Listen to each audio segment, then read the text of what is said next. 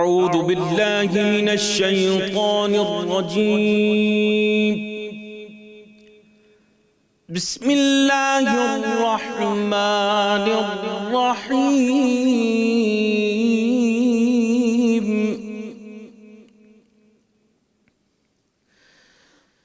وآتوا اليتامى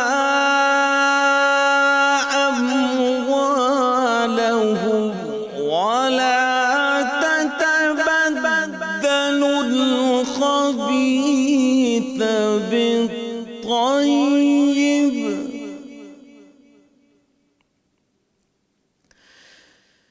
ولا تتبدلوا الخبيث بالطيب ولا تأكلوا أموالهم إلى أموالكم إنه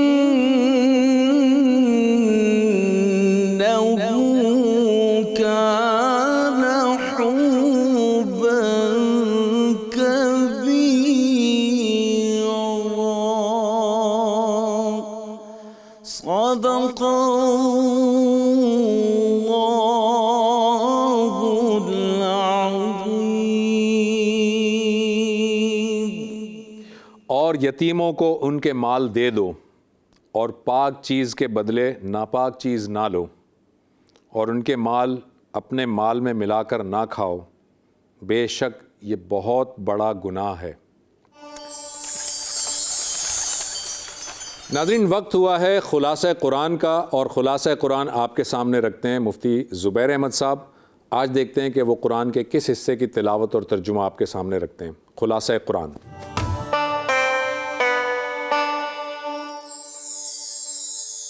نحمدہ ونصلی علی رسولہ الکریم، اما بعد۔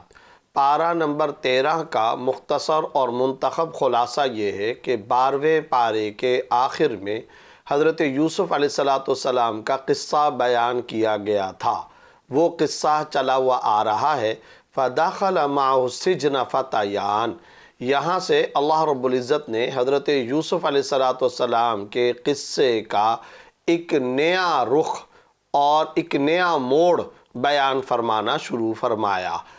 ہوا یہ کہ جب حضرت یوسف علیہ السلام کو عزیز مصر کی بیوی مبینہ طور پر جس کا نام زلیخا بتایا گیا، اس عورت کی طرف سے اور اس کی جمع کردہ شہر کی دیگر خواتین کی بنیاد پر جب فریفتگی کا معاملہ سامنے آیا اور عزیز مصر کی بیوی کی طرف سے نعوذ باللہ گناہ کی دعوت دی گئی، اور اللہ رب العزت نے حضرت یوسف علیہ السلام کو معصوم رکھا، بچائے اور محفوظ رکھا، تو اس موقع پر حضرت یوسف علیہ السلام نے یہ دعا فرمائی، قال رب السجن احب الی مما یدعوننی الیہ، اے میرے رب، قید خانہ جیل میرے لیے زیادہ بہتر ہے بمقابلہ اس جرم اور سنگین گناہ کے جس کی طرف یہ سب مجھے دعوت دے رہی ہیں۔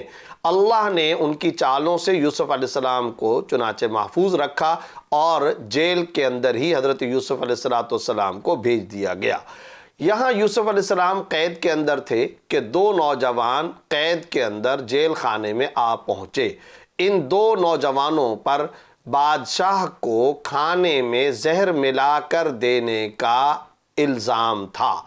یہ دونوں نوجوان جب یہاں پہنچے تو انہوں نے حضرت یوسف علیہ السلام کو خواب اپنا بیان کیا، اور اپنا خواب بیان کر کے یہ کہا، ہم نے یہ خواب دیکھا ہے کہ ان میں سے ایک نے اپنا خواب یہ بتایا کہ میں بادشاہ کو انگور نچوڑ کر شراب پلا رہا ہوں، اور دوسرے نے یہ خواب دیکھا اور اپنا یہ خواب بیان کیا کہ میرے سر پر ایک ٹوکرا ہے اور وہ غذا کا، روٹیوں کا ٹوکرا ہے جسے پرندے آ کر کے نوچ نوچ کر کے کھا رہے ہیں۔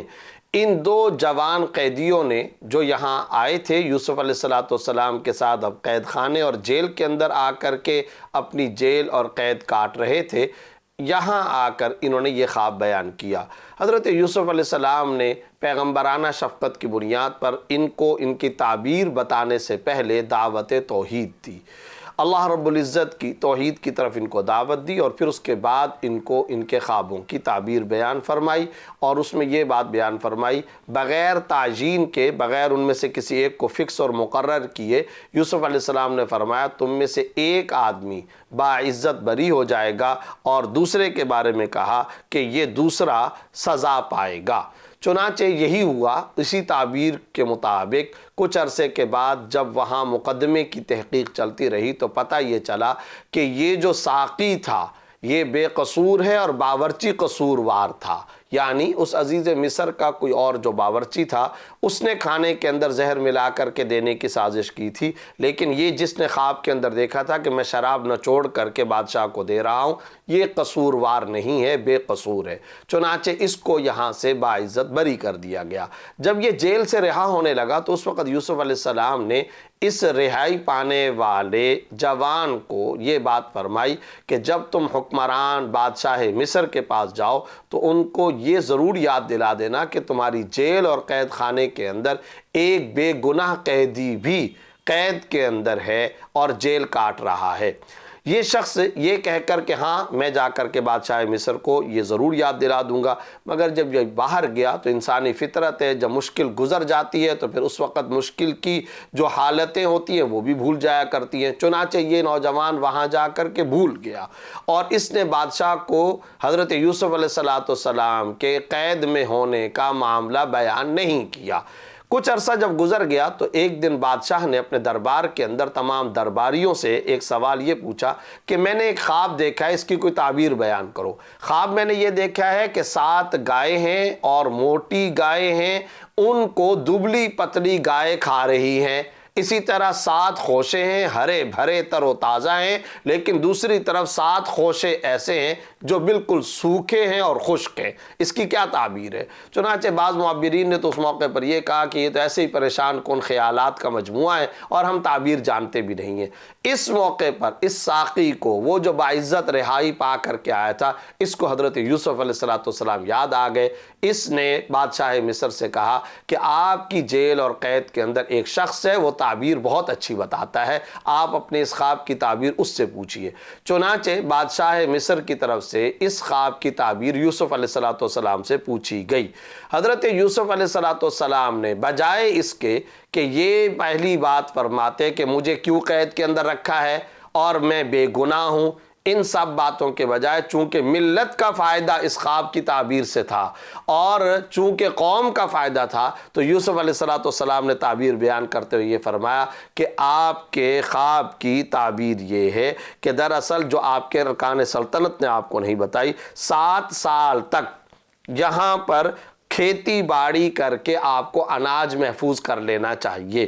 پھر اس 7 سال کیوں؟ اس کی وجہ یہ کہ 7 سال قحط سالی ہوگی، اور قحط سالی کے دوران میں بارشیں نہیں ہوں گی، اور پھر اس کے بعد جب یہ قحط سالی کا زمانہ گزر جائے گا تو پھر تر و تازگی، بارشیں اور ہریالی چاروں طرف ہو جائے گی۔ بادشاہ اس تعبیر سے خوش ہوا۔ اس کے اندر تو ایک تو قحط والی خواب کی جو تعبیر وہ بیان کی، اور ساتھ ہی ساتھ الٹرنیٹ اور متبادل بھی بتا دیا کہ اس کا علاج کیا ہے۔ اس کا علاج یہ بتایا کہ تم کو یہ کام کرنا چاہیے کہ باقاعدہ اناج کو محفوظ کر لینا چاہیے، اس کی پوری اسکیم اور اس کا پورا طریقہ کار بیان کیا۔ بادشاہ کو خواب کی یہ تعبیر بہت پسند آئی، چنانچہ بادشاہ نے کہا جس نے بھی یہ تعبیر بیان کی ہے وہ کوئی معمولی شخص نہیں ہے، وہ عظیم انسان ہے، اس کو رہا کیا جائے۔ اب یوسف علیہ السلام کو رہائی کی خوشخبری دی گئی۔ اب یہاں جا کر کے حضرت یوسف علیہ السلام نے یہ سوچا مجھ پر جو الزام لگایا گیا تھا عزیز مصر کی بیوی کی طرف سے، پہلے میں اس کو کلیئر کروں، پہلے میں اس کو واضح اور صاف کروا لوں۔ چنانچہ حضرت یوسف علیہ السلام نے پیغام بھیجا کہ بادشاہ سے کہیے وہ جو عورتوں نے اپنی انگلیاں کاٹ لی تھیں اس واقعے کا کیا بنا۔ چنانچہ جب حضرت یوسف علیہ السلام نے یہ بات فرمائی تو بادشاہ نے ان عورتوں کو بلا کر تحقیق کی، تو اس وقت ان تمام خواتین اور عورتوں نے کہا کہ اس میں یوسف علیہ السلام کا کوئی قصور نہیں تھا۔ اسی طرح عزیز مصر کی بیوی نے بھی باقاعدہ طور پر یہ کہا کہ یہ میری غلطی تھی، حضرت یوسف علیہ السلام کا کوئی قصور نہیں تھا۔ اس طرح اللہ رب العزت نے حضرت یوسف علیہ السلام کی پارسائی، عفت اور پاک دامنی کو واضح فرما دیا۔ چنانچہ جنہوں نے الزام لگایا تھا انہوں نے ہی اس الزام کو واپس لے لیا اور اپنی غلطی کا اقرار و اعتراف کیا۔ جب حضرت یوسف علیہ السلام کو یہ بات پتہ چلی تو اب 13ویں سپارے کے آغاز کے اندر اللہ کا جہاں شکر ادا کیا وہاں پر یہ فرمایا وما ابرئ نفسی ان النفس لامارۃ بالسوء، میں اپنے نفس کو بری قرار نہیں دیتا، ہمیشہ انسان کا نفس برائی کا حکم دیتا ہے، الا ما رحم ربی، مگر وہ کہ جن پر اللہ رحم فرما دے، وہ کہ جن پر اللہ تعالی رحم فرما دے، یعنی اشارہ اس بات کی طرف تھا کہ میں معصوم ہوں، مجھ پر اللہ رب العزت نے رحمت کا معاملہ فرمایا تھا اور میں اس تہمت سے، اس الزام سے مکمل طور پر محفوظ اور بچا ہوا ہوں اور یہ اللہ رب العزت کا مجھ پہ رحم و کرم ہے۔ اس موقع پر شاہ مصر نے حضرت یوسف علیہ السلام کو دوبارہ بلایا اور بلا کر کے دوبارہ اس خواب کی تعبیر پوچھی۔ چنانچہ تاکیدی طور پر یوسف علیہ السلام نے خواب کی دوبارہ تعبیر بتائی۔ اب اس بادشاہ مصر نے کہا کہ اس کا حل کیا ہے، اس اناج کے محفوظ کرنے کا اور اس پوری اسکیم کا اب طریقہ کار کیا ہوگا۔ چنانچہ یوسف علیہ السلام نے فرمایا اجعلنی علی خزائن الارض انی حفیظ علیم، آپ مجھے وزیر خزانہ بنا دیجئے، میں حفاظت کرنے والا بھی ہوں، کرپشن نہیں کرتا، ساتھ ہی ساتھ علیم، میں تمام حساب و کتاب یعنی کیلکولیشن اور میتھمیٹک کا علم بھی جانتا ہوں۔ یہاں یوسف علیہ السلام نے اپنی یہی دونوں باتیں ذکر فرمائی کہ ایک تو میں کرپشن نہیں کرتا، حفاظت والا ہوں، اور ساتھ ہی ساتھ یہ بات فرمائی کہ میں میتھمیٹک کا مکمل طور پر علم بھی رکھتا ہوں۔ یہی عہدہ دیے جانے کے بنیادی دو اوصاف ہیں۔ چنانچہ شاہ مصر نے تمام اختیارات حضرت یوسف علیہ السلام کو دے دیے اور ساتھ ہی ساتھ اسلام بھی قبول کر لیا۔ یہاں ایک بات ضرور خاص طور پر یہ ذہن میں رکھنا چاہیے کہ حضرت یوسف علیہ السلام نے یہ عہدہ کیوں طلب فرمایا۔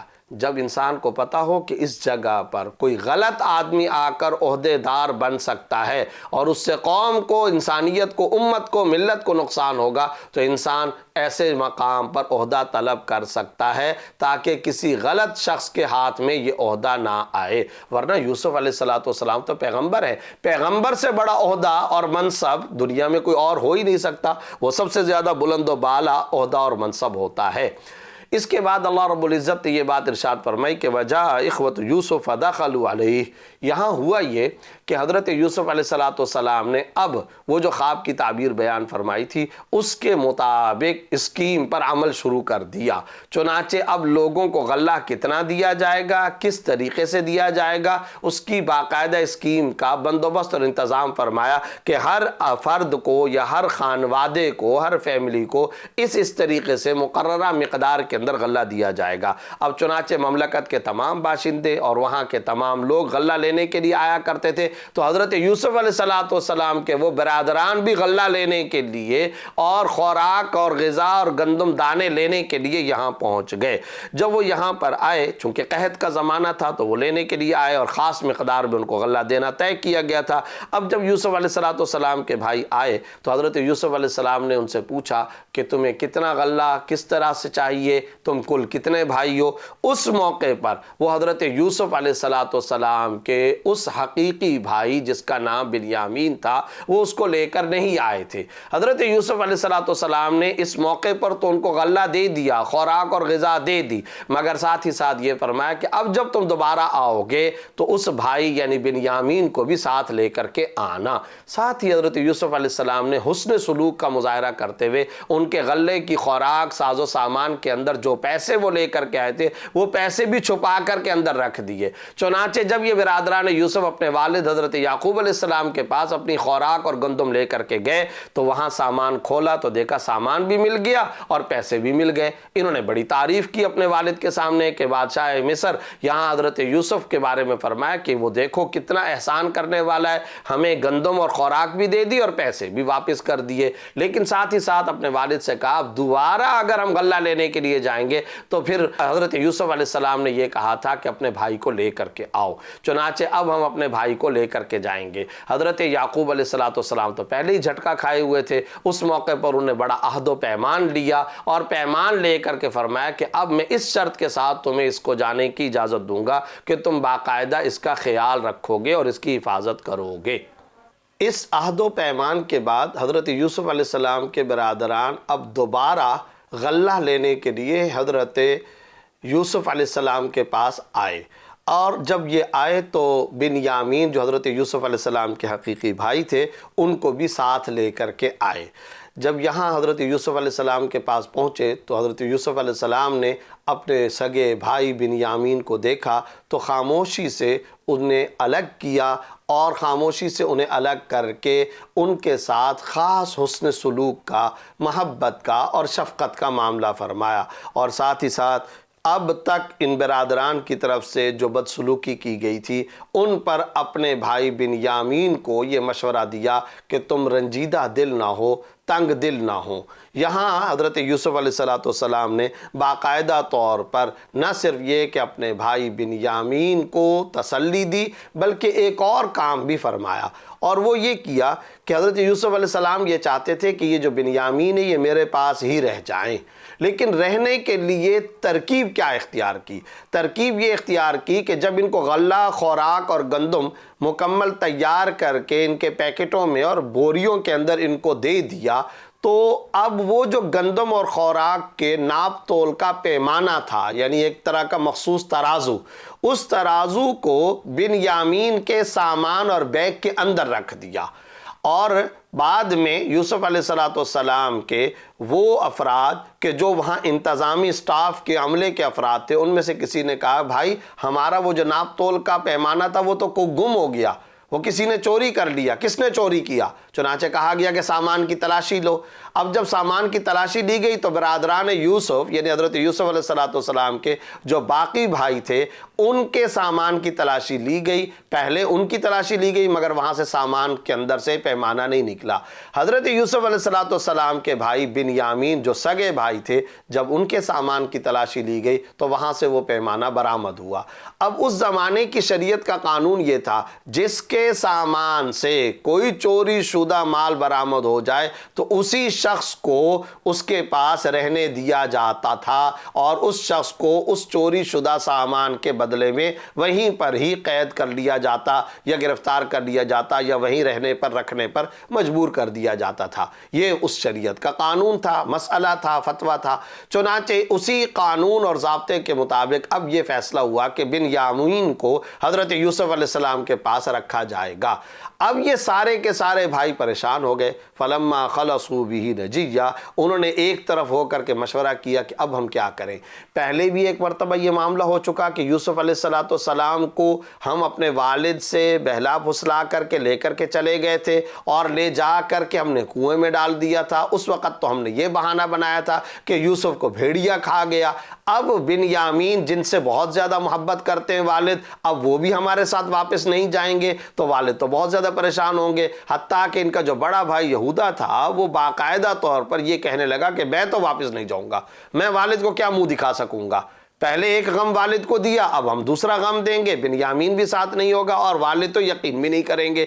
چنانچہ یہ بڑے پریشان ہو کر کے حضرت یعقوب علیہ السلام کے پاس گئے۔ اس طرح بنیامین اس ترکیب کے نتیجے میں یوسف علیہ السلام ہی کے پاس رہے۔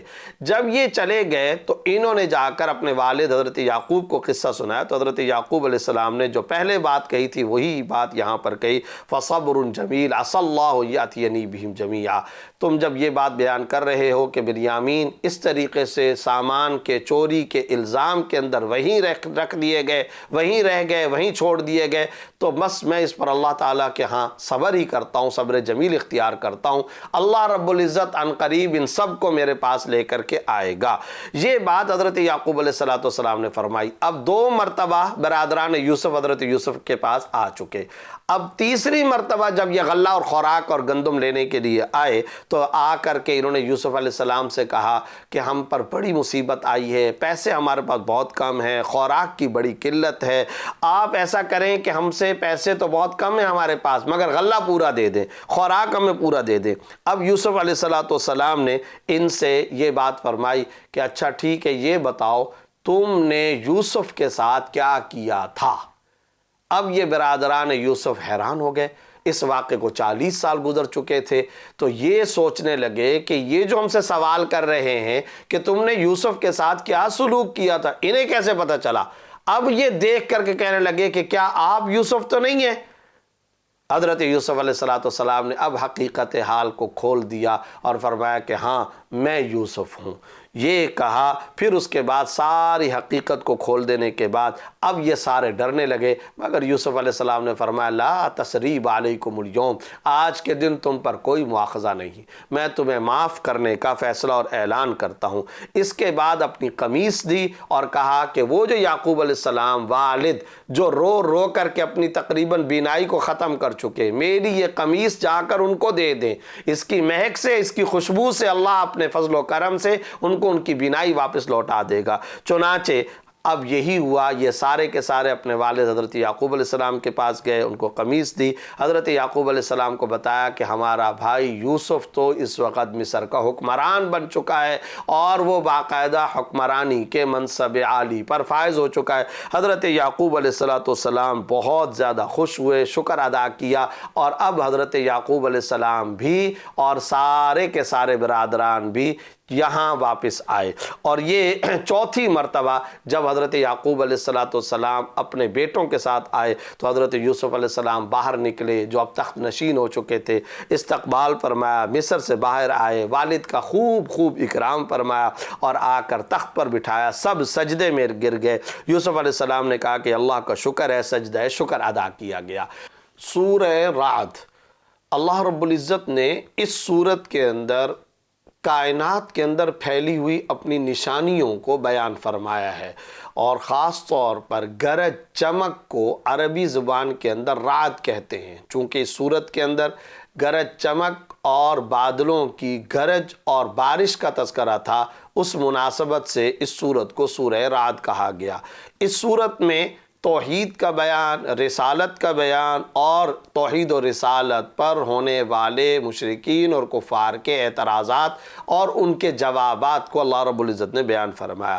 الف لام میم را تلک آیات الکتاب والذی انزل الیک من ربک الحق، یہاں پہلے تلک آیات الکتاب، یہ کتاب، اس سے مراد قرآن کریم، اور پھر اس کے بعد فرمایا والذی انزل الیک من ربک الحق، اور جو کچھ نازل کیا گیا آپ کے رب کی طرف سے وہ حق ہے۔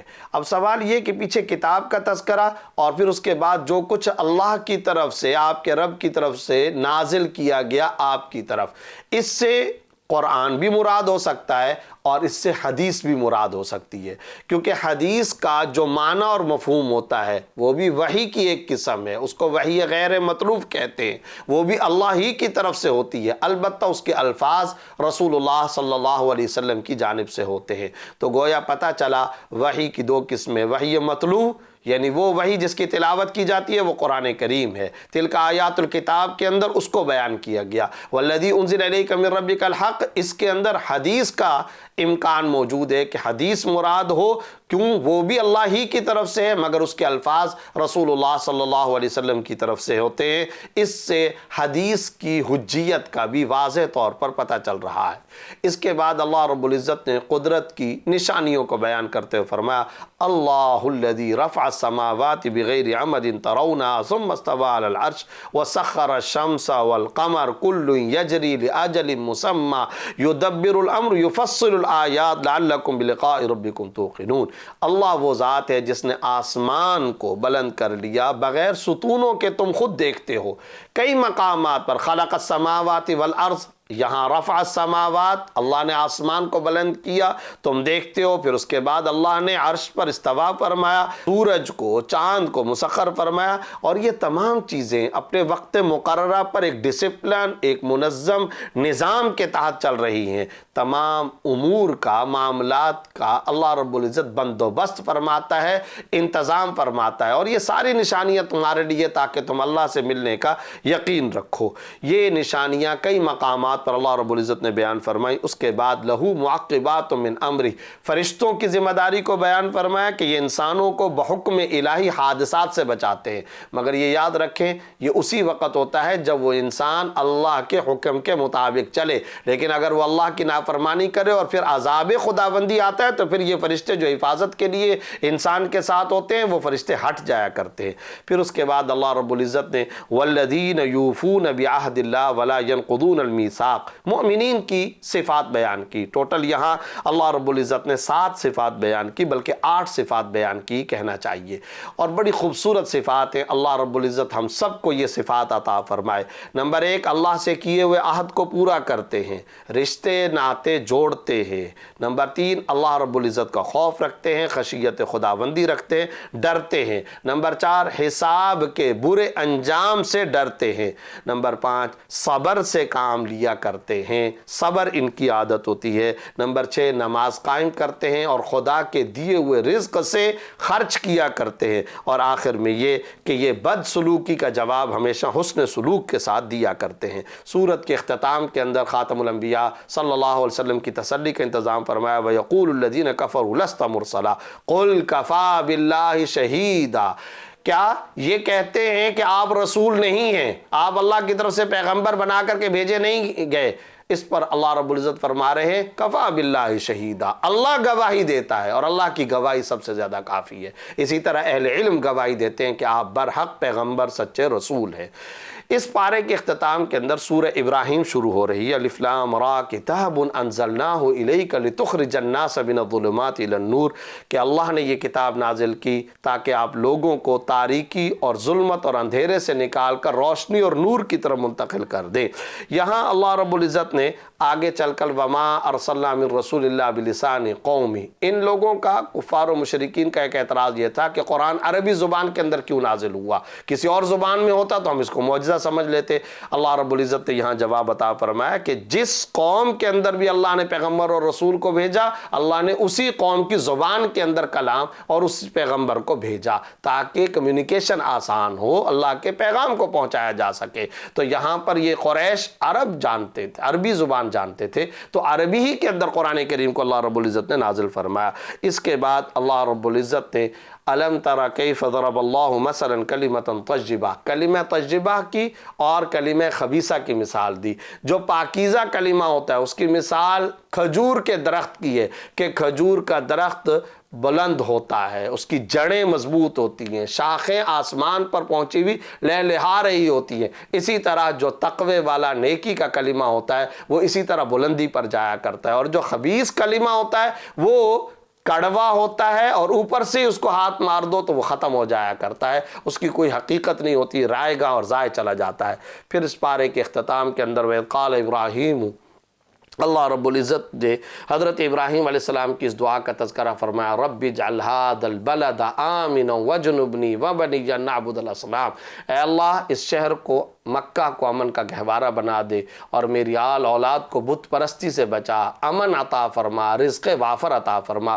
اللہ نے دعائے ابراہیمی کو قبول فرمایا، چنانچہ مکہ مکرمہ سے بت پرستی بھی ختم ہوئی اور ہر وقت کے پھل اور رزق وافر بھی اللہ رب العزت نے اس شہر کو عطا فرما رکھا ہے.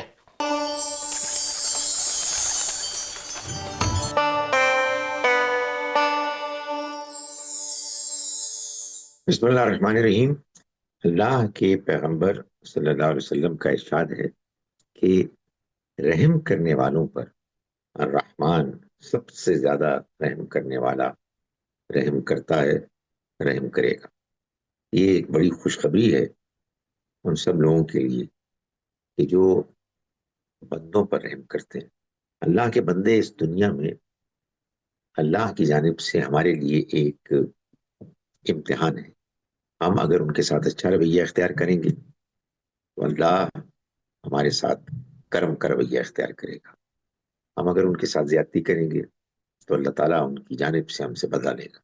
یہ اب ہم پر منحصر ہے کہ ہم کیا رویہ اختیار کرتے ہیں.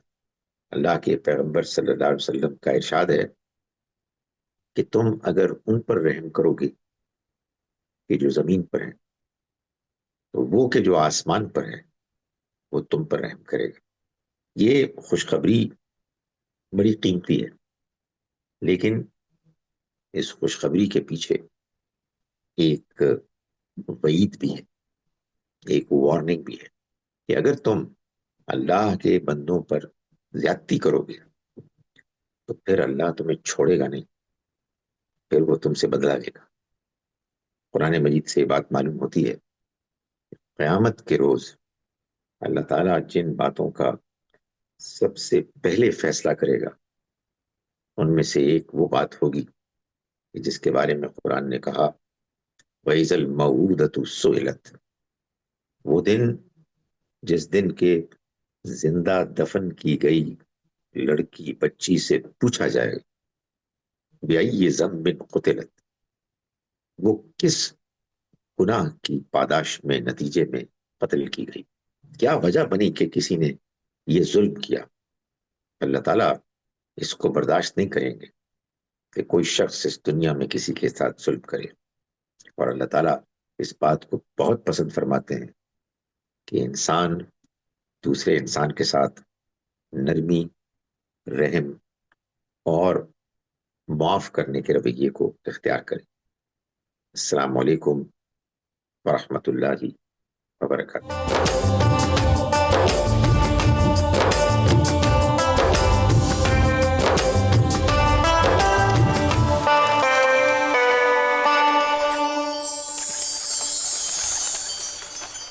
جی ناظرین، اگلے سیگمنٹ کا وقت ہوا چاہتا ہے۔ اگلا ہمارا سیگمنٹ ہے جو ڈاکٹر ریحان احمد صاحب آپ کے لیے لاتے ہیں، اور اس کا عنوان ہے قرآن اور دنیا۔ تو دیکھتے ہیں ڈاکٹر ریحان احمد صاحب آج قرآن اور دنیا میں ہمارے سامنے کیا چیزیں شیئر کریں گے۔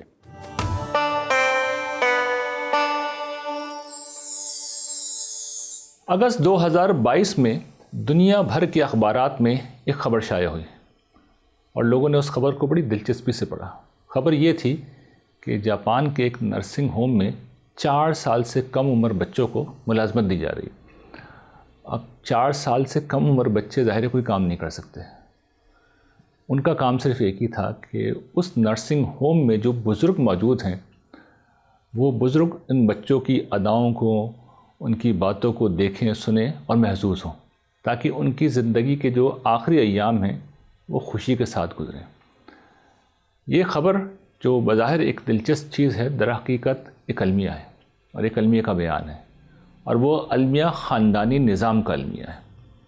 یعنی اس کا مطلب یہ ہے کہ مشرق اور مغرب میں خاندانی نظام کس درجے میں کمزور ہو چکا ہے یا ختم ہو چکا ہے۔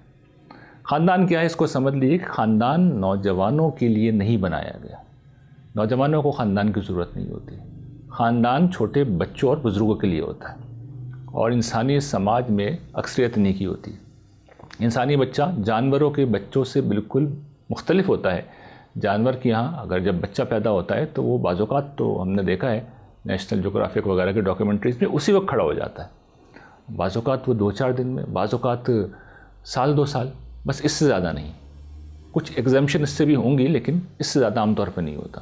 اور بزرگوں کو ساتھ رکھنے کا تو کوئی تصور ہی نہیں ہے۔ جو جانور بھی انڈیپینڈنٹ ہو جاتا ہے، بڑا ہو جاتا ہے، وہ پھر تنہا مرتا ہے۔ ہم اپنے بزرگوں کو ایسے نہیں چھوڑتے، اپنے کندھوں پہ انہیں آخری وقت تک ساتھ رکھتے ہیں اور پھر آخر میں ان کی آرام گاہ تک پہنچا کے آتے ہیں۔ تو یہ ہمارا دستور ہے، یہ ہمارا طریقہ ہے، یہ خاندانی نظام ہے۔ یہ خاندانی نظام کس طرح قائم ہوتا ہے؟ ہمارے دین نے اور انسانیت نے ہمیشہ اس کا ایک ہی طریقہ درست سمجھا ہے، وہ یہ کہ مرد اور عورت نکاح کے تعلق میں جڑیں۔ اب نکاح کیا ہوتا ہے اس کو سمجھ لیں۔ نکاح مستقل رفاقت کا اعلانیہ عہد ہے، اس بات کو سمجھ لیں۔ تعلق 2 دن کا نہیں ہے، 2 گھڑی کا نہیں ہے، 2 ماہ کا نہیں ہے، مستقل ہے اور اعلانیہ ہے سب کے سامنے۔ اس کے لازمی نتیجے کے طور پر جو چیز پیدا ہوتی ہے وہ یہ کہ ذمہ داری اٹھانی ہے، ذمہ داری پیدا بھی ہوگی اور ذمہ داری اٹھائی بھی جائے گی۔ اس کے برعکس زنا کو اگر آپ دیکھ لیں تو وہ چھپ کے ہوتا ہے اور اسی طریقے سے عارضی ہوتا ہے، تھوڑی دیر کے لیے ہوتا ہے۔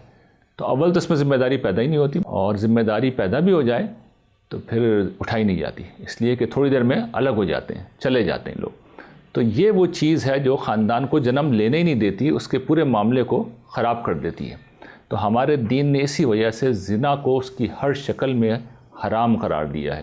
قرآن مجید نے اس بات کو واضح کیا ہے کہ شادی سے پہلے بھی اور شادی کے بعد بھی یہ تعلق ناجائز ہے۔ یہ بات میں نے خاص طور پہ اس لیے بیان کی ہے کہ بہت سے مذاہب میں شادی سے پہلے اس تعلق کو ناجائز نہیں سمجھا جاتا، ہمارے مذہب نے شادی سے پہلے بھی کیا۔ اس کی وجہ یہ ہے کہ جو زنا ہے یہ ایک مغناطیس کی طرح کام کرتا ہے، جو اس کے دائرے میں ایک دفعہ آ جائے یہ چھوڑتا نہیں ہے۔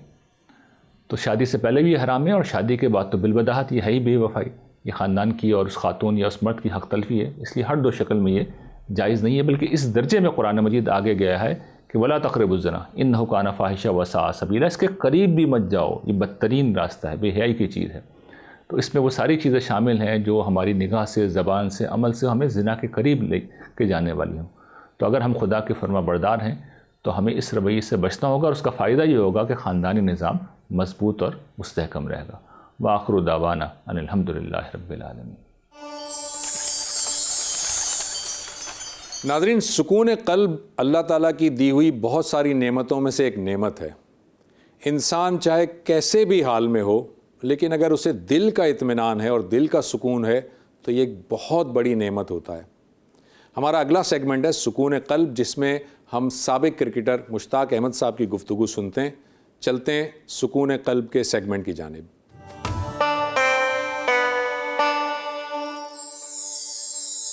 بسم اللہ الرحمن الرحیم، نحمدہ و نصلی علی رسولہ الکریم، اما بعد، اعوذ باللہ من الشیطان الرجیم، بسم اللہ الرحمن الرحیم۔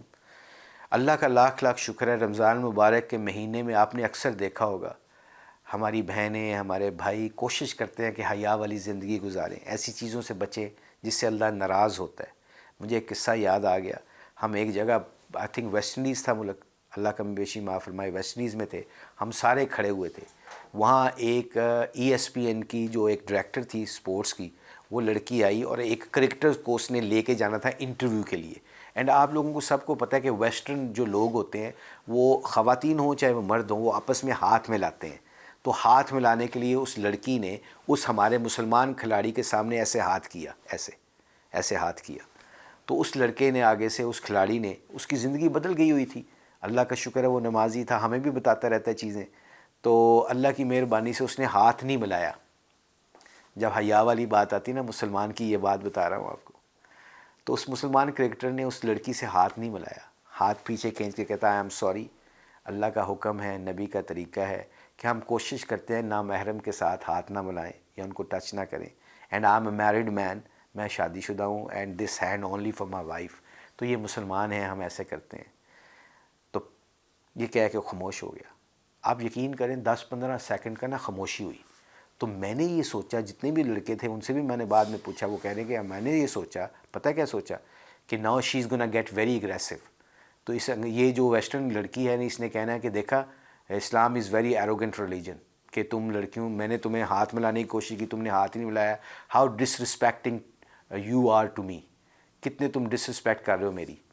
میں نے کہا یہ بولے گی آگے سے۔ 15 سیکنڈ کے بعد وہ پتہ کیا بولی، 15 سیکنڈ کے بعد وہ یہ بولی، thank you very much, first time مجھے آج عورت ہونے کے اوپر آج عزت ملی ہے، فرسٹ ٹائم آج کسی جینوئن آدمی سے، مرد سے مل رہی ہوں۔ کیوں؟ کہ ہر وہی بندہ مجھے ٹچ کرنے کی کوشش کرنے لگتا ہے، مگر تم کیسے ہو کہ تمہاری وائف پاکستان میں بیٹھی ہے اور تم اپنی وائف سے اتنی محبت کرتے ہو کہ تم دوسروں کو ہاتھ بھی نہیں لگاتے۔ آئی ول ٹیل مائی پیرنٹس، میں اپنے ماں باپ کو بتاؤں گی کہ آج ایک مسلمان سے ملاقات ہوئی جو جینوئنلی ایک اچھا آدمی ہے، جس نے میرے اخلاق سے مجھے اتنی عزت دی۔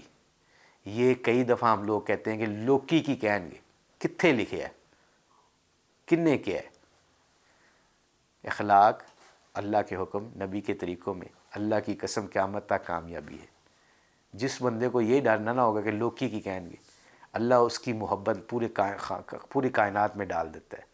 یہ ہمارے کھلاڑی نے یہ عمل کیا، اللہ کی مہربانی سے اللہ نے اس کے سامنے اس عورت کے منہ سے یہ نکالا کہ واٹ اے بیوٹیفل مذہب، کیا خوبصورت مذہب ہے تم لوگوں کا، اتنی عزت دیتے ہو اپنی عورتوں کو۔ تو اس لیے میرے پیارو، کئی دفعہ ہم جیسے کمزور لوگ ہوتے ہیں، یہ جو ہمارا موبائل ہے اس میں کئی چیزیں ایسی ہوتی ہیں کہ ہم دیکھ رہے ہوتے ہیں، کئی دفعہ اللہ مجھے معاف کرے یہ بات نہیں کرنی چاہیے، اللہ ماشاء اللہ معاف کرے، کئی دفعہ ہم دیکھتے ہیں کہ کوئی مجھے دیکھ تو نہیں رہا، کوئی لوگ تو نہیں دیکھ رہے، میرے گھر والے تو نہیں دیکھ رہے، میرے بچے، میری بیوی، میرے خاندان، میرے ماں باپ تو نہیں دیکھ رہا، اور ایسی چیزیں دیکھتے ہیں چھپ کے، اللہ معاف کرے، اللہ ماشاء اللہ، جو نہیں دیکھنی چاہیے۔ ہم یہ نہیں دیکھتے کہ اللہ بھی تو دیکھ رہا ہے۔ جیسے وہ اس بچی نے کہا تھا اپنی ماں کو، جب اس ماں نے کہا تھا نا، عمر بن خطاب رضی اللہ تعالیٰ عنہ سن رہے تھے، تو اس بچی کو ماں کہہ رہی ہے بیٹا دودھ میں پانی ملا دو، کون سا عمر دیکھ رہا ہے؟ تو عمر رضی اللہ تعالیٰ عنہ باہر سن رہے تھے، تو بچی نے کیا کہا، اماں عمر تو نہیں دیکھ رہا، عمر تو یہاں پہ نہیں ہے، اللہ تو ہے نا اماں، اللہ سے چھپ سکتے ہیں ہم؟ اس لیے جو بندہ تنہائی کے گناہوں سے بچے گا، اللہ اس کو اپنے علم سے علم اور اپنے حلم سے حلم عطا کرے گا۔ یہ بڑا مشکل کام ہے، اس لیے مسلمان کے اندر حیا ہوتی ہے۔ اور دیکھو اللہ کے نبی نے اپنے صحابہ کو حیا سکھائی تھی، تو اللہ سے دعا ہے کہ یہ جو کام ہم آج دنیا میں پھر رہے ہیں ایز اے مسلمان، اپنے اخلاق کی وجہ سے لوگوں کو انسپائر کریں، جیسے ہمارے کھلاڑی نے ہاتھ نہ ملانے کے اوپر اس کو اسلام کی ایک اتنی خوبصورت چیز بتائی۔ انشاءاللہ مجھے اللہ کی امید ہے، اللہ سے امید ہے اسی طرح لوگوں کی زندگیاں بدلیں گی جب ہمارے عمل بولیں گے، ہمارا علم نہیں بولے گا۔ اللہ سے دعا ہے کہ اللہ ہر وہ عمل کرنے کی توفیق عطا فرمائے جس سے اللہ راضی ہوتا ہو۔ آپ کو یاد ہوگا کہ کل ہم نے احسن القصص یعنی حضرت یوسف علیہ السلام کے واقعے کی ابتدا کی تھی اور اس کا پہلا حصہ آپ کے سامنے رکھا تھا۔ آج اسی احسن القصص کا دوسرا اور آخری حصہ آپ کے سامنے رکھنے جا رہے ہیں، تو چلتے ہیں ہم قصص الانبیاء کی طرف۔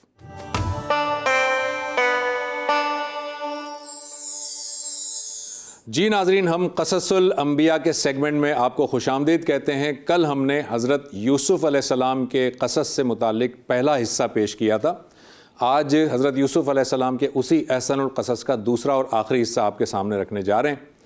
کل میں نے گفتگو یہاں پر مکمل کی تھی کہ حضرت یوسف علیہ السلام جیل میں تھے، قید میں تھے، اور قیدی ان کے جو ساتھی تھے ان سے بڑے متاثر تھے، اور ان قیدیوں میں سے 2 قیدی ایسے تھے جنہوں نے ایک خواب دیکھا تھا۔ وہ خواب کون سا تھا؟ ایک قیدی نے خواب دیکھا کہ میں انگور نچوڑ رہا ہوں اور اس سے جو ہے وہ اس سے جوس اس کا جو ہے انگور کا یا اس کا جو رس ہے یا اس کا جو شربت ہے وہ نکال رہا ہوں، یعنی انگور کا پانی کشید کر رہا ہوں اور بادشاہ کو پلا رہا ہوں۔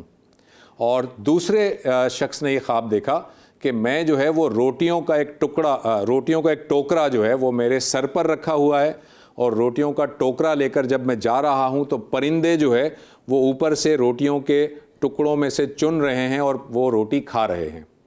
یہ دونوں افراد حضرت یوسف علیہ السلام کے پاس پہنچے اور انہوں نے کہا کہ حضرت ہمیں اس خواب کی تعبیر بتائیے گا۔ حضرت یوسف علیہ السلام چونکہ اللہ کے پیغمبر تھے تو سب سے پہلے انہوں نے اللہ کی توحید ان کے سامنے رکھی، ان سے کہا کہ ایک اللہ وحدہ لا شریک کی عبادت کرو، اور اب میں تمہیں جو ہے وہ تمہارے خوابوں کی تعبیر بتا رہا ہوں۔ جو شخص جو ہے جس نے کہ انگور سے شراب کشیدنے کا خواب دیکھا تھا اور بادشاہ کے دربار میں آیا تھا، اسے حضرت یوسف علیہ السلام نے کہا کہ ان قریب تمہیں جیل سے رہائی مل جائے گی اور تم بادشاہ کے دربار میں ملازمت پاؤ گے، اور بادشاہ کو ہمیشہ تم جو ہے وہ سرو کیا کرو گے، ان کو جام پلایا کرو گے۔ اور دوسرے شخص سے کہا کہ تمہیں ان قریب جو ہے وہ سولی پر لٹکا دیا جائے گا، یعنی تمہیں پھانسی دے دی جائے گی اور تمہاری لاش کو جو ہے وہ لٹکتا ہوا چھوڑ دیا جائے گا۔ تو یہ جو 2 خواب تھے، اس میں ظاہر ہے کہ جو دوسرا شخص تھا وہ تو پریشان ہوا، لیکن جو پہلا شخص تھا جو بڑا خوش تھا کہ اسے رہائی مل جائے گی، اسے حضرت یوسف علیہ السلام نے کہا کہ جب تمہیں رہائی ملے تو اپنے بادشاہ کے پاس جا کر میرا ذکر کر دینا۔ ناظرین یاد رکھیے گا کہ مصر کا جو بادشاہ تھا وہ کوئی اور شخص تھا، اور عزیز مصر جو وزیر مملکت تھا جس نے جیل میں ڈالا تھا وہ ایک اور شخص تھا، اور عزیز مملکت سے اوپر جو ہے وہ بادشاہ تھا، بادشاہ پورے کے پورے ملک کا بادشاہ تھا۔ تو حضرت یوسف علیہ السلام نے اس شخص سے کہا کہ جب تم بادشاہ کے دربار میں جاؤ تو میرا ذکر کرنا۔ خیر ایسا ہی ہوا، اس شخص کو صلیب دے دی گئی، پھانسی دے دی گئی، اور اس شخص کو رہائی مل گئی، اور رہائی ملنے کے بعد اسے بادشاہ کے دربار میں خاص ایک پوزیشن مل گئی، اور بادشاہ کا بالکل کلوز یہ ملازم بن گیا، بادشاہ کے لیے ہمیشہ چیزیں سرو کرتا تھا، خاص کر کے جام بادشاہ کے لیے بنایا کرتا تھا۔ لیکن قرآن یہ بتاتا ہے کہ حضرت یوسف علیہ السلام نے جو اسے کہا تھا کہ جب تم بادشاہ کے پاس جاؤ تو میرا ذکر کرنا، وہ ذکر کرنا بھول گیا، اور اس کی بھول جانے کی وجہ سے کئی سال تک حضرت یوسف علیہ السلام جیل میں ہی رہے۔ پھر اچانک یہ ہوا کہ اس مصر کے بادشاہ نے ایک خواب دیکھا، مصر کے بادشاہ نے، اور اس نے خواب دیکھا کہ 7 دبلی پتلی گائے ہیں، وہ 7 موٹی گایوں کو کھا رہی ہیں، اور 7 خوشے ہیں جو خشک ہیں، اور 7 خوشے ہیں گندم کے جو کہ سبز ہیں. یعنی 7 دبلی گائے موٹی گایوں کو کھا رہی ہیں، اور 7 خشک سبزے گندم کے خوشے، اور 7 جو ہے وہ سرسبز خوشے جو ہے وہ اس نے خواب میں دیکھا. اور اس نے صبح اپنے درباریوں کو بلایا اور کہا کہ میں نے یہ خواب دیکھا ہے. بادشاہ نے کہا کہ اس خواب کی مجھے تعبیر بتاؤ. جتنے درباری وہاں بیٹھے تھے کوئی بھی اس کے خواب کی تعبیر نہیں بتا سکا. جب بادشاہ نے بار بار اصرار کیا کہ مجھے خواب کی تعبیر معلوم کرنی ہے، تو وہ جو جام لے کر آیا ملازم، اسے ایک دم سے یاد آیا کہ خواب کی تعبیر تو جیل میں فلاں شخص نے میرے لیے بتائی تھی اور بالکل سچ بتائی تھی. تو اسے فوراً حضرت یوسف علیہ السلام یاد آ گئے. اس شخص نے کہا کہ بادشاہ سلامت، اگر آپ مجھے اجازت دیں تو میں جیل میں جاؤں اور آپ کے خواب کی تعبیر لے آؤں گا. بادشاہ نے اسے اجازت دی اور وہ جیل میں گیا اور حضرت یوسف علیہ السلام سے خواب کی تعبیر پوچھی. حضرت یوسف علیہ السلام نے کسی شکوے کا اظہار نہیں کیا، کوئی شکایت نہیں کی، اور خواب کی تعبیر یہ بتائی کہ 7 سال بہت زیادہ فراوانی کے ساتھ غلہ پیدا ہوگا، بہت غلہ پیدا ہوگا، ہر طرف کھیت ہی کھیت کے اندر اور ہر طرف اناج ہی پیدا ہوگا. لیکن اگلے جو 7 سال آئیں گے اس میں انتہائی بری طرح سے خشک سالی ہوگی اور اناج کا ایک دانہ بھی پیدا نہیں ہوگا. یہ ہے اس خواب کی تعبیر.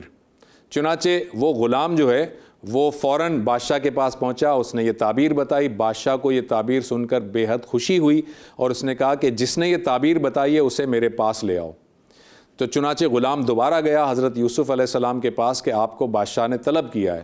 حضرت یوسف علیہ السلام نے فرمایا کہ میں اس وقت تک جیل سے باہر نہیں آؤں گا جب تک بادشاہ میری بے گناہی کا اعلان نہ کر دے، کیونکہ میں بے گناہ ہوں اور مجھ پر یہ الزام لگایا گیا ہے، لہٰذا میں چاہتا ہوں کہ پہلے مجھے اس الزام سے بری کیا جائے پھر میں باہر آؤں گا.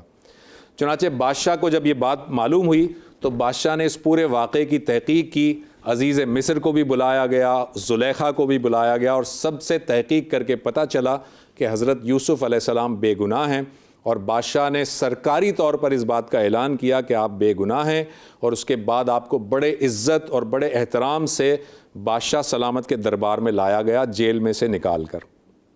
جب آپ بادشاہ سلامت کے دربار میں پہنچے تو بادشاہ نے جو ہے وہ بہت زیادہ وہ متاثر تھا آپ سے، اور بادشاہ نے آپ سے کہا کہ اب ایسی صورتحال میں آپ کیا تجویز کرتے ہیں کہ ہمیں کیا کرنا چاہیے.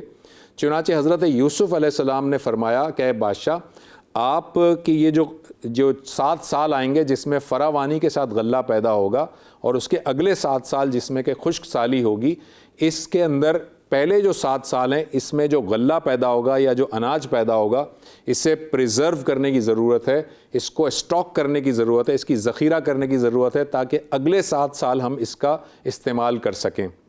بادشاہ کو یہ بات سمجھ تو آ گئی، لیکن اس نے کہا کہ یہ کیسے کیا جائے گا. تو حضرت یوسف علیہ السلام نے یہ تجویز دی کہ اگر آپ مجھے اس بات کا اختیار دے دیں اور مجھے اس کا پورا اتھورائز کر دیں پرسن، تو میں یہ ساری چیزیں مینیج کر لوں گا. چنانچہ بادشاہ نے حضرت یوسف علیہ السلام کو اس سلطنت کے سارے اختیارات دے دیے. یوں سمجھ لیجئے کہ سمبولیکلی وہ بادشاہ صرف مصر کا بادشاہ تھا، یعنی علامتی طور پر مصر کا بادشاہ وہ شخص تھا، لیکن پریکٹیکلی اس پورے مصر کے حکمران حضرت یوسف علیہ السلام بن گئے. ناظرین دیکھیں کتنی اللہ تعالیٰ کی حکمت دیکھیے آپ کہ جو بھائی جو ہے انہوں نے 10 بھائیوں نے حسد کے لیے اپنے اس بھائی کو کنویں میں دھکیل دیا تھا اور وہ غلام بنا کر بیچ دیے گئے تھے. آج وہ مصر کے ایک طرح سے حکمران بن چکے تھے. چنانچہ ایسا ہوا کہ وہ 7 سال جو گزرے جس میں فراوانی تھی اس میں آپ غلہ اسٹاک کرتے رہے. بڑی تفصیل ہے کہ کیسے کرتے رہے، لیکن چونکہ وقت کم ہے تو بس میں صرف اتنا بتا رہا ہوں کہ غلہ اسٹاک کرتے رہے، اور جب اگلے 7 سال آئے قحط کے تو اس میں وہ غلہ استعمال ہوتا رہا.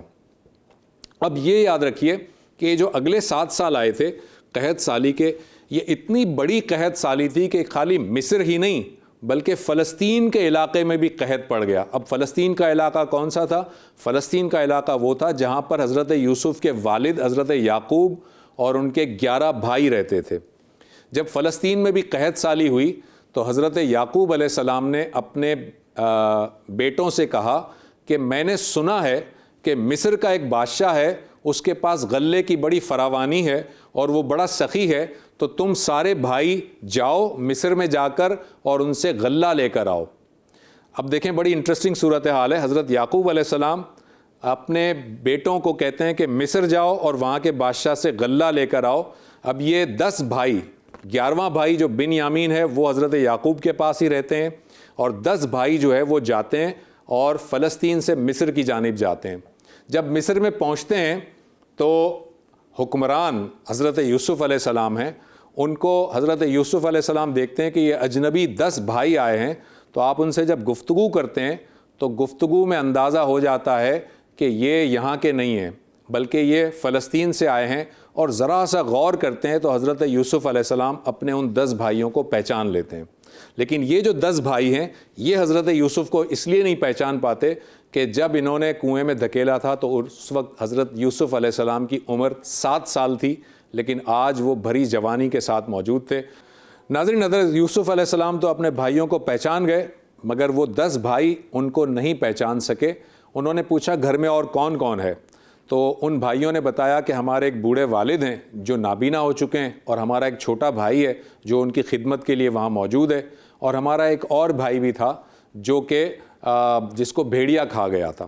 یہ 10 بھائیوں نے حضرت یوسف کو بتایا ہمارا ایک اور بھائی بھی تھا جس کو بھیڑیا کھا گیا تھا۔ حضرت یوسف علیہ السلام دل ہی دل میں مسکرائے اور ان کو غلہ دے دیا، اور غلے میں سامان ہی میں وہ قیمت بھی واپس رکھ دی، یعنی ان کی رقم بھی واپس رکھ دی، ان سے رقم نہیں لی گئی، اور یہ بھائی چلے گئے۔ جب یہ جانے لگے تو حضرت یوسف علیہ السلام نے ان سے کہا کہ اگلے سال اگر تم غلہ لینے آؤ تو اپنے اس چھوٹے بھائی کو بھی لے کر آنا، ورنہ غلہ نہیں ملے گا۔ یعنی چھوٹے بھائی کا مطلب حضرت یوسف علیہ السلام اپنے اس سگے بھائی بن یامین کو بلانا چاہ رہے تھے، اور کہا کہ اگر اسے نہیں لاؤ گے تو غلہ نہیں ملے گا۔ چنانچہ یہ 10 کے 10 بھائی جاتے ہیں اپنے والد کے سامنے، یہ غلہ جب کھولتے ہیں تو دیکھتے ہیں غلہ بھی پورا ہے اور اس میں رقم بھی موجود ہے۔ بڑی تعریف کرتے ہیں کہ بہت اچھا بادشاہ تھا، بڑی اس نے خاطر مدارت کی اور رقم بھی واپس کر دی، لیکن ابا جان اس نے یہ کہا ہے کہ آئندہ غلہ لینے آؤ تو بن یامین کو بھی ساتھ لے کر آنا، اپنے چھوٹے بھائی کو، ورنہ غلہ نہیں ملے گا۔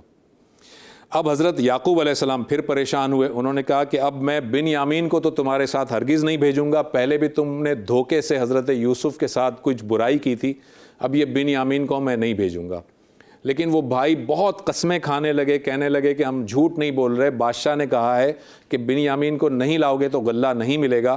لہٰذا بالآخر حضرت یعقوب علیہ السلام نے دل پر پتھر رکھ کر بن یامین کو ساتھ کیا اور دوبارہ سے اگلی دفعہ غلہ لینے کے لیے اب یہ 11 بھائی مصر کی جانب روانہ ہوئے۔ جب یہ 11 بھائی وہاں پر پہنچے تو حضرت یوسف علیہ السلام اپنے چھوٹے بھائی کو دیکھ کر پہچان گئے۔ یہ چھوٹا بھائی ان کا سگا بھائی تھا جو کہ ان کی والدہ حضرت راحیل کے بطن سے پیدا ہوا تھا، جو سب سے چھوٹا بھائی تھا۔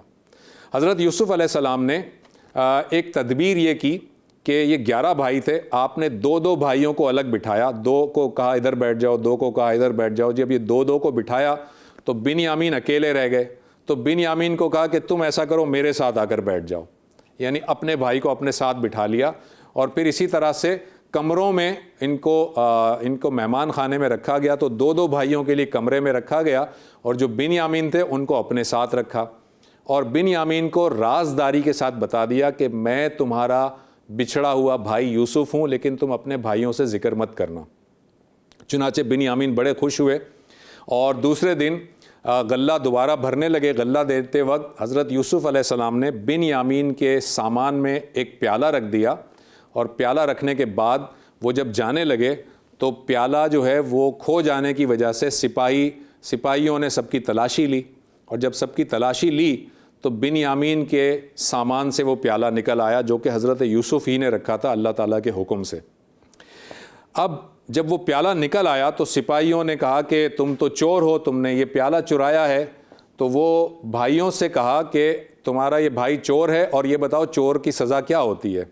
تو انہوں نے کہا کہ ہمارے والد یعقوب کی شریعت میں چور کی سزا یہ ہے کہ وہ چور ان لوگوں کے حوالے کر دیا جاتا ہے جس کا مال اس نے چرایا ہے۔ لہٰذا اس شریعت کے مطابق بن یامین کو انہوں نے کہا کہ اب بن یامین یہیں رہے گا، تم 10 بھائی چلے جاؤ۔ تو وہ بھائی بڑے پریشان ہوئے اور انہوں نے کہا کہ اس چھوٹے نے یہ چوری کی ہے اور اس کا جو دوسرا بھائی تھا جس کو بھیڑیا کھا گیا تھا وہ بھی چوری کیا کرتا تھا۔ پھر حضرت یوسف علیہ السلام جو ہے مسکرائے دل ہی دل میں کہ یہ کتنا جھوٹ بول رہے ہیں، لیکن بہرحال یہ بھائی جو ہے پریشان ہوئے اور انہوں نے کہا کہ اب ہم اگر ابا جان کے پاس جائیں گے اور یہ کہیں گے کہ بنیامین نے چوری کی ہے تو وہ ہماری بات کا یقین نہیں کریں گے، لہٰذا یہ ہوتا ہے کہ وہ جو 10 بھائی ہیں ان میں سے ایک بھائی کہتا ہے کہ میں بھی مصر میں رہوں گا، اور 9 بھائیوں کو کہا جاتا ہے کہ تم جاؤ اور ابا جان سے ساری بات بیان کرو۔ چنانچہ یہ سارے کے سارے بھائی وہاں جاتے ہیں، حضرت یعقوب علیہ السلام سے واقعہ بیان کرتے ہیں۔ حضرت یعقوب علیہ السلام ایک خط لکھتے ہیں اور کہتے ہیں کہ یہ خط ہے، میری درخواست ہے کہ دوبارہ بادشاہ کے پاس جاؤ اور التجا کرو کہ وہ اسے چھوڑ دیں۔ یہ بھائی دوبارہ واپس آتے ہیں مصر میں اور حضرت یوسف علیہ السلام کو یعقوب علیہ السلام کا خط دیتے ہیں۔ حضرت یوسف علیہ السلام اپنے والد کا خط پڑھتے ہیں اور رونے لگتے ہیں، اور روتے روتے ایسی حال میں پہنچ جاتے ہیں کہ پھر وہ بتاتے ہیں کہ میں ہی تمہارا بھائی ہوں، میں یوسف ہوں۔ اور وہ سارے کے سارے بھائی اس وقت بہت زیادہ پشیمان ہوتے ہیں، شرمندہ ہوتے ہیں، اور شرمندہ ہو کر وہ کہتے ہیں کہ ہم نے جو قصور کیا ہے آپ ہمیں معاف کر دیجئے، اور حضرت یوسف علیہ السلام سب کو معاف کر دیتے ہیں اور کہتے ہیں کہ جاؤ یہ میرا کرتا لے جاؤ اور ابا جان کی آنکھ پر یہ کرتا رکھ دینا تو ان کی بینائی لوٹ آئے گی، اور پھر سارے کے سارے اہل و عیال کو لے کر سب کے سب مصر آ جاؤ۔ چنانچہ یہ بھائی جاتے ہیں حضرت یوسف علیہ السلام کا کرتا لے کر، حضرت یعقوب علیہ السلام کی بینائی واپس آ جاتی ہے، اور حضرت یعقوب علیہ السلام اپنے تمام اہل خانہ سمیت جو کہ بچے پوتے پوتیاں سب ہوتے ہیں، کوئی 95 افراد کا یہ قبیلہ مصر آتا ہے، اور حضرت یوسف علیہ السلام ان سب کا استقبال کرتے ہیں۔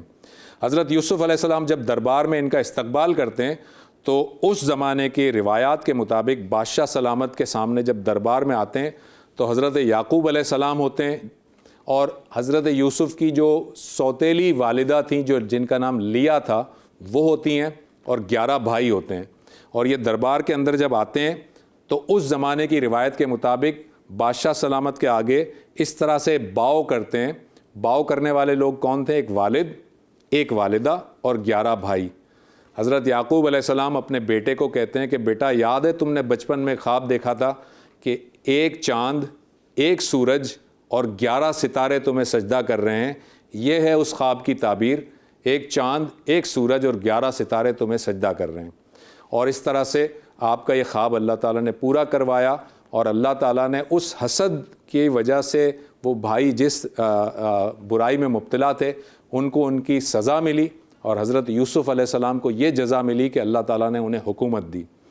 بہرحال حضرت یوسف علیہ السلام پھر مصر کے اندر انہوں نے ان سب کو وہیں بسا لیا، اور اس طرح یہ سمجھ لیجئے کہ یہ جو اسرائیل کے لوگ تھے یعنی حضرت یعقوب علیہ السلام کی جو اولاد تھی یہ پھر فلسطین سے نکل کر مصر میں آباد ہو گئی، اور یہ چونکہ 12 بھائی تھے تو ان 12 بھائیوں کی جو نسلیں بنی وہ 12 اسرائیل کے قبیلے بنے۔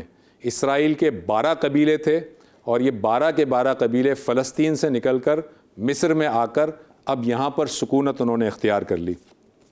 آپ کے سامنے حضرت یوسف علیہ السلام کا مقبرہ رکھتا ہوں، یہ ہے نابلس کے اندر، یہ نابلس جگہ کا نام ہے، یہاں پر یہ حضرت یوسف علیہ السلام کے مقبرے کا یہ بیرونی منظر ہے جو آپ اسکرین پر دیکھ رہے ہیں، اور اس کے اندر اگر ہم چلیں تو یہ ہے وہ مقبرہ جو حضرت یوسف علیہ السلام کا ہے۔ یہ اس کا ایک پکچر ہے ایک ڈیفرنٹ اینگل سے، اور یہ دوسری پکچر دیکھیں آپ، یہ وہی مقبرہ ہے دوسرے اینگل سے، اور یہ ایک تیسری پکچر ہے جو کہ اسی مقبرے کی تیسرا اینگل ہے۔ حضرت یوسف علیہ السلام جو ہے وہ انہوں نے مصر میں اپنے تمام بھائیوں کو یعنی کہ 12 کے 12 قبیلوں کو بسایا، اور یہ سارے کے سارے قبیلے کے لوگ، اسرائیل کے لوگ اس وقت تک یہاں رہے جب تک کہ حضرت موسیٰ علیہ السلام کا دور نہیں آیا۔ لہٰذا حضرت موسیٰ علیہ السلام تک وہ فلسطین سے نکل کر مصر کے اندر تمام کے تمام بھائی موجود رہے اپنی اولادوں کے ساتھ۔ جی ناظرین، یہ تھا احسن القصص حضرت یوسف علیہ السلام کا واقعہ جو کہ ہم نے 2 حصوں میں پیش کیا۔ یقیناً آپ کو بہت پسند آیا ہوگا۔ کل انشاءاللہ تعالیٰ اگلے پیغمبر کے ساتھ آپ کے سامنے قصص الانبیاء میں حاضر ہوں گے۔ ایک چھوٹا سا وقفہ لیتے ہیں۔ جی ناظرین، اگلا ہمارا سیگمنٹ ہے پیغام رمضان۔ اور پیغام رمضان آپ کے سامنے لاتے ہیں شجاع الدین شیخ صاحب۔ دیکھتے ہیں پیغام رمضان میں آج ہمارے لیے شجاع صاحب کیا لے کر آئے ہیں۔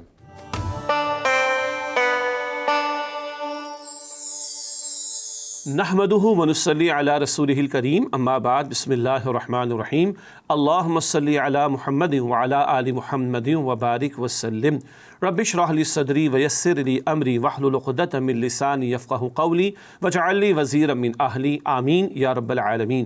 ناظرین کرام، السلام علیکم ورحمۃ اللہ وبرکاتہ۔ رسول اکرم صلی اللہ علیہ وسلم نے یہ ارشاد فرمایا، الحیاء من شعبۃ الایمان، حیا ایمان کا ایک شعبہ ہے۔ اسی طرح رسول اللہ علیہ السلام نے ارشاد فرمایا کہ حیا اور ایمان دونوں قرانا، دونوں ساتھی ہیں، کمپینینز ہیں۔ اگر ایک چلا جائے تو دوسرا بھی چلا جاتا ہے۔ دو ساتھ بیٹھے ہوتے ہیں، ایک اٹھتا ہے تو محفل اور گیدرنگ ختم ہو جاتی ہے، تیسرا بھی اٹھ کر چلا جاتا ہے۔ تو رسول اللہ صلی اللہ علیہ وسلم نے ارشاد فرمایا کہ حیا اور ایمان دونوں ساتھی ہیں، اگر ایک چلا جائے تو دوسرا بھی چلا جاتا ہے۔ رسول اللہ صلی اللہ علیہ وسلم نے یہ بھی ارشاد فرمایا کہ پچھلے انبیاء اور رسول کو جو نبوت کے کلام میں تعلیمات عطا ہوئیں، ان میں ایک تعلیم یہ بھی تھی، اذا لم تستحی فاصنع ما شئت، جب تمہیں حیا نہ رہے تو تم جو چاہو سو کرو، یعنی جو کرو گے وہ کم ہوگا۔ کیا مطلب؟ جو تباہی آئے گی وہ کم ہوگی۔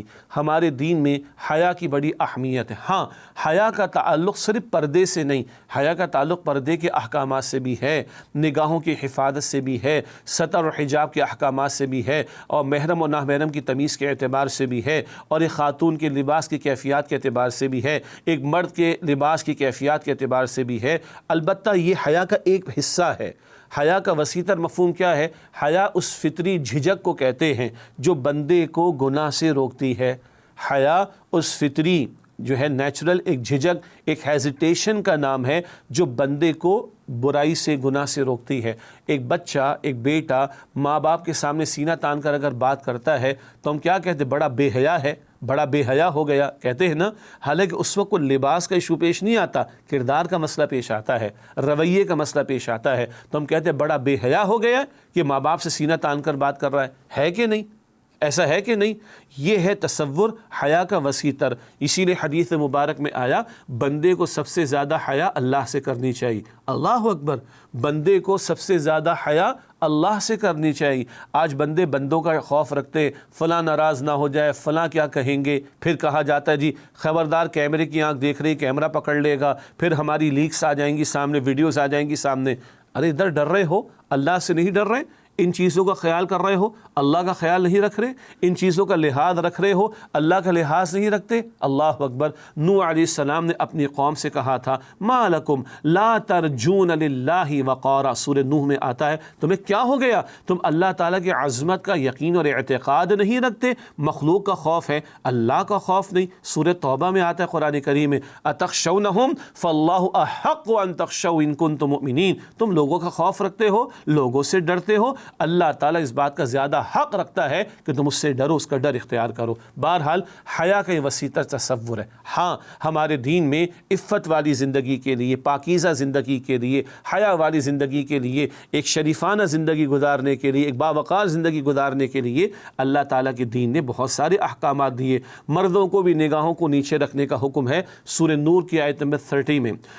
عورتوں کو بھی نگاہوں کو نیچے رکھنے کا حکم ہے، سورہ نور کی آیت نمبر 31 میں۔ تفصیل کا موقع نہیں، مطالعہ کیجئے، سورہ نور آیت نمبر 31، مردوں کو، عورتوں کو نگاہوں کی حفاظت کی تعلیم۔ سورہ نور آیت نمبر 31 میں عورت کے اس لباس کا تذکرہ ہے جو وہ گھر میں اختیار کرے محرم کے سامنے۔ بٹ نیچرل، محرم اور نامحرم میں فرق ہوتا ہے نا، نامحرم سے تو نکاح ہو سکتا ہے، محرم سے نکاح نہیں ہو سکتا، تو فرق ہو جائے گا، ڈگری کا فرق ہو جائے گا، انٹینسٹی کا فرق ہو جائے گا۔ خاتون گھر میں رہے، مناسب حال لباس بھی پہننا چاہیے، چادر استعمال کرے، سر پہ ڈال لے، سینے پہ ڈال لے، کفایت کر جائے گی۔ بِخُمُرِهِنَّ یہ لفظ آئے ہیں کہاں؟ سورہ نور کی آیت 31 میں، 31 میں۔ خمار کہتے اوڑھنی کو، مناسب چادر ہو، بڑا دوپٹہ ہو، سر کو ڈھانپ لیے، سینے پہ ڈال لیے، گھر میں کفایت کر جائے گا۔ بیٹی والد کے سامنے ہو، بہن بھائی کے سامنے ہو، بیٹا ماں بیٹے کے ساتھ ہو، کفایت کر جائے گا۔ گھر سے باہر خاتون نے نکلنا ہو تو سورہ احزاب کی آیت نمبر 59 ہے، قرآن پاک بیان ہو رہا ہے، کھولیں قرآن پاک کو خدا را، سورہ احزاب کی آیت نمبر 59 ہے 59، جلابی بہن، جلباب واحد ہے، جلابیب اس کی جمع ہے، جلباب سنگولر ہے، جلابی پلورل ہے۔ جلباب کہتے ہیں بڑی چادر کو سارا جسم ڈھانپ لیا جائے، اور اکثر اہلین مفسرین کا خیال ہے کہ نامحرم کے سامنے چہرے کو بھی خاتون کو پوشیدہ رکھنے کی کوشش کرنی چاہیے، اس کا تقاضا کیا گیا دین میں۔ بہرحال تفصیل کا موقع نہیں، تو یہ پردے کے بارے میں احکامات۔ عورتوں کے لباس کا بھی ذکر ہے، مردوں کو بھی سطر ڈھانپنے کا حکم دیا گیا ہے، اس کے لیے شریعت نے تقاضے رکھے۔ تو لباس کے بارے میں رہنمائی، زنا کے راستوں کو بند کیا گیا ہے، اور تنہائی میں 2 نامحرم ہو، تیسرا شیطان ہوگا، یہ رسول اکرم علیہ السلام نے بیان فرمایا۔ بٹ نیچرل سمجھ میں آنے والی باتیں ہیں، یہ بری نگاہ، بد نگاہی، یہ شیطان کے زہر میں بجھے ہوئے تیروں میں سے ایک تیر ہے، اور یہاں سے آغاز ہوتا ہے، پھر شرمگاہ تک معاملہ جاتا ہے، پھر زنا کے راستے کھلتے ہیں، یہ رسول اکرم علیہ السلام نے بیان فرمایا۔ تو زنا کے راستوں پر پابندی لگائی گئی ہے، اور نکاح کو آسان کیا گیا ہے۔ نکاح کے آسان کرنے سے حاصل کیا ہے کہ ایک مرد اور ایک عورت کا جب نکاح ہو، فطری خواہش کی تکمیل بھی ہو، اولاد کا حصول بھی ہو، گھر گھر ہستی کے معاملات بھی چلتے رہیں۔ سیگریگیشن کی تعلیم دی گئی ہے، مردوں عورتوں کے دائرہ کار کو علیحدہ علیحدہ بیان کیا گیا ہے۔ یہ سارے احکامات، نگاہوں کی حفاظت، یہ پردے کے احکامات، یہ محرم نامحرم کی تمیز، یہ سیگریگیشن کا معاملہ، یہ سب کس لیے؟ حیا کی حفاظت کے لیے۔ پھر وہ پہلو کہ خوف خدا رکھنا دل میں، مرنے کے بعد اللہ کو جواب دینا ہے، تو گناہوں سے اپنے آپ کو بچاؤ، حیا ہونی چاہیے تمہارے اندر، اور جھجک جو فطرت میں رکھ دی گئی اس کا اظہار عمل سے ہونا چاہیے، اور بندہ گناہوں سے اپنے آپ کو بچائے۔ تو پردے کے معاملات، حیا کے معاملات، زنا کی روک تھام، نکاح کو آسان کرنا، سیگریگیشن آف سیکسز کا معاملہ، اسی طریقے پر اللہ کی خشیت کا معاملہ، اور پوری زندگی حیا کا رویہ اختیار کرنا، حقوق العباد بھی آ جائیں گے، حقوق اللہ بھی، یہ حیا کا تصور پوری زندگی پر پھیلا ہوا ہے۔ اللہ ہمیں با حیا زندگی گزارنے کی توفیق عطا فرمائے۔ حیا کی دعوت رحمان کی ہے، اور بے حیائی کی دعوت شیطان کی ہے۔ اللہ شیطان کے حملوں سے ہمیں بچائے، اور رحمان کے تقاضوں پر عمل کی توفیق عطا فرمائے۔ آمین یا رب العالمین۔ وآخر دعوانا ان الحمد للہ رب العالمین، والسلام علیکم ورحمۃ اللہ وبرکاتہ۔ جی ناظرین، آج ہماری اس 13ویں سحری کا اختتام ہونے جا رہا ہے۔ ہم نے آج احسن القصص کا دوسرا اور آخری پارٹ آپ کو سنایا۔ آپ نے دیکھا کہ حسد کرنے والوں کا انجام کیا ہوا، اور حسد کرنے والوں کے ہاتھ کچھ نہیں آیا، اور جس نے صبر کیا، صبر کا دامن ہاتھ سے نہیں چھوڑا، اس کو اللہ تعالیٰ نے کتنی عظمت اور کتنی جو ہے وہ عزت اور آبرو بخشی، اور کتنی بلندیوں پر پہنچایا، کیونکہ اللہ تعالیٰ کہتا ہے ان اللہ مع الصابرین، اللہ تعالیٰ صبر کرنے والوں کے ساتھ ہے۔ کل انشاءاللہ تعالیٰ اگلی سحری میں آپ سے ملاقات ہوگی۔ کل تک کے لیے ڈاکٹر زبیر احمد کو اجازت دیجیے۔